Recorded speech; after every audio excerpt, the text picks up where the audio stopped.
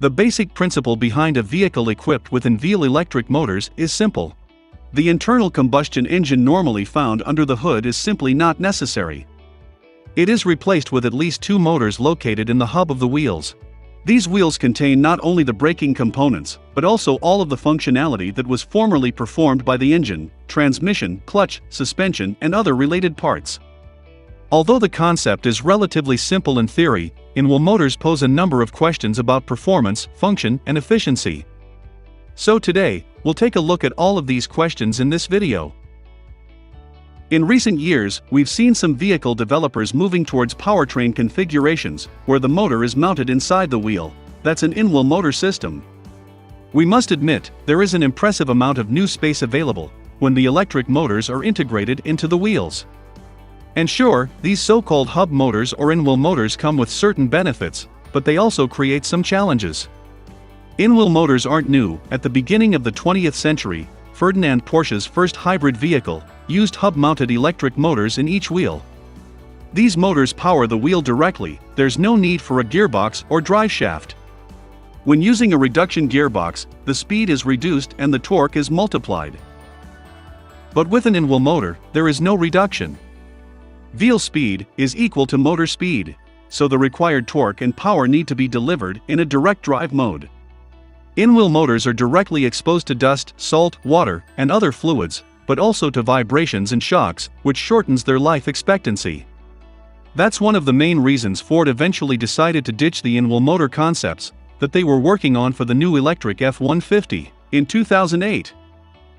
The four in-wheel motors, also known as quad motor drive. These four motors deliver instant power and independently adjust torque at each wheel for precise traction control in all conditions.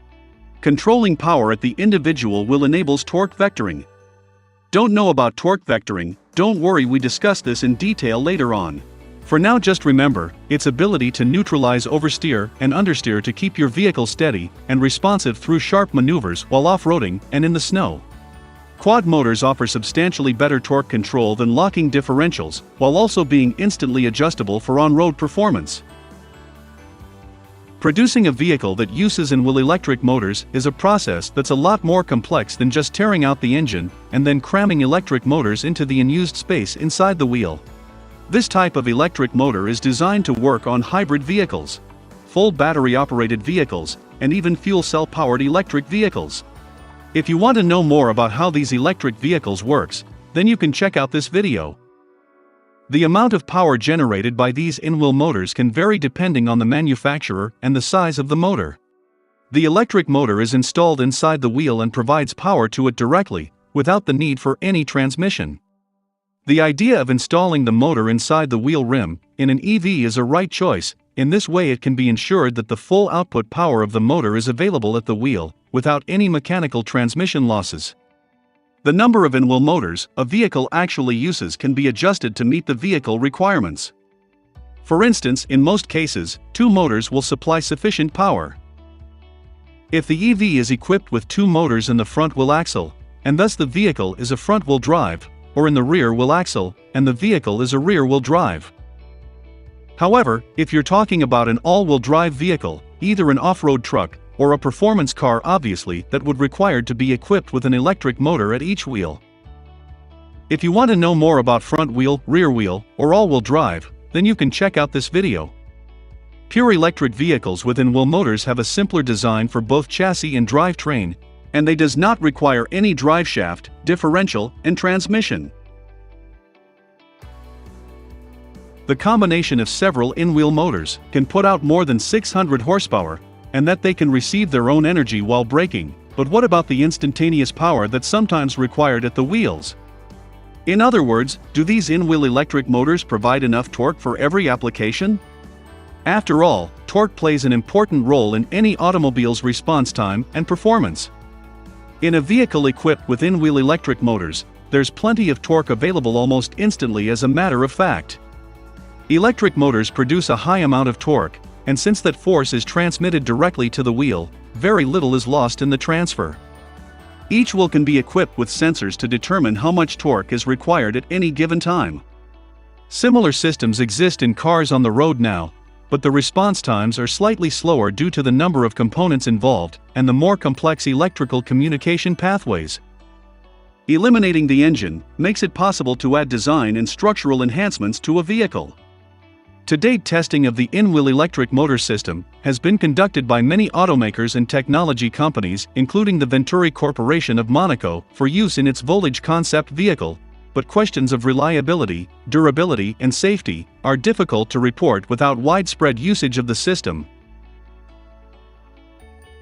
For traditional IC engine vehicle, the drivetrain system consists of conventional mechanical systems: the engine, the transmission, the exhaust system, the drive shaft, and the differential. In a conventional EV, the engine is replaced by an electric motor with inverter and a set of batteries installed at the back. In the case of EVs that use in-wheel motors, all the mechanical subsystems of the powertrain are eliminated and replaced with direct drive in-wheel motors that do not need any drive shaft as they are connected to wheels. The only remaining system in this type of EVs is the conventional suspension. In-wheel motors can be used to deliver the torque vectoring strategies present in many high-performance vehicles. Torque vectoring is a technology that distributes an engine's power across the left and right side of the car. It is commonly employed in differential to vary the torque to each half shaft with an electronic system. With torque vectoring, one side of the wheel on the axle can go faster or slower than other. Torque vectoring, or perhaps more accurately termed torque biasing, is becoming more common on high-performance vehicles as a way to deliver improved cornering performance.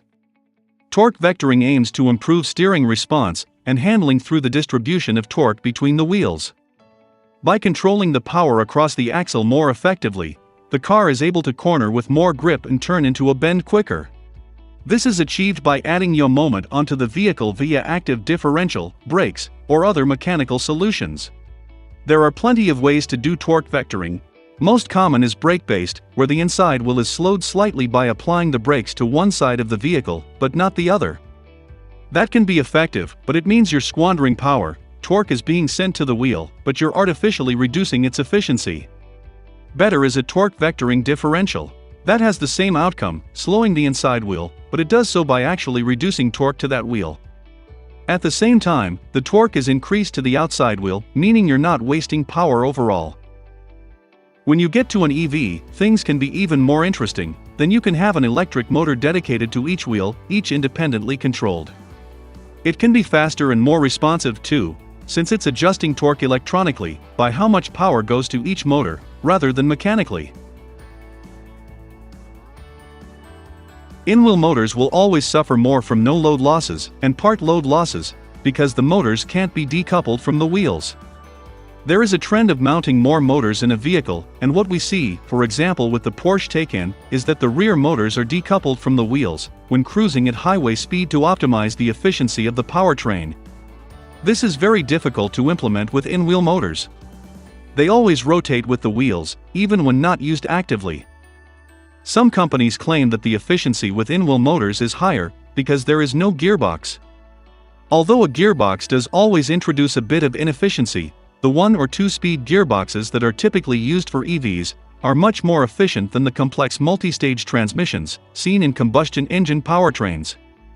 We're looking at 1 or maybe 2% efficiency loss in the gearbox. This loss in efficiency is overcompensated by the fact that due to the gearbox, the electric motor can run on its most efficient operating area, resulting in an increase in vehicle range when compared to a direct drive system, depending on the use case and driving cycle. Some in-wheel motor designs offer regenerative braking as well. That means the system captures some of its own kinetic energy while braking and sends it back to charge the battery. Some hybrids, such as the Toyota Prius and Tesla Roadster, already incorporate this regenerative braking technology, which provides the automobiles with a longer driving range. One of the greatest advantages of in-wheel electric motors is the fact that the power goes straight from the motor directly to the wheel. Reducing the distance the power travels increases the efficiency of the motor. For instance, in city driving conditions, an internal combustion engine may only run at 20% efficiency, meaning that most of its energy is lost or wasted via the mechanical methods employed to get the power to the wheels. An in-wheel electric motor in the same environment is said to operate at about 90% efficiency.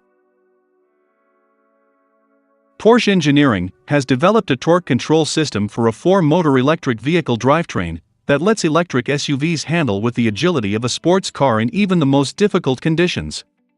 Because of the much faster responsiveness of an electric motor, as compared to an IC engine, EV traction control systems can respond much more quickly. In an electric vehicle, the torque is purely electronically controlled, which works considerably faster than mechanical clutches. Every millisecond, intelligent software distributes the forces in such a way that the vehicle always behaves neutrally.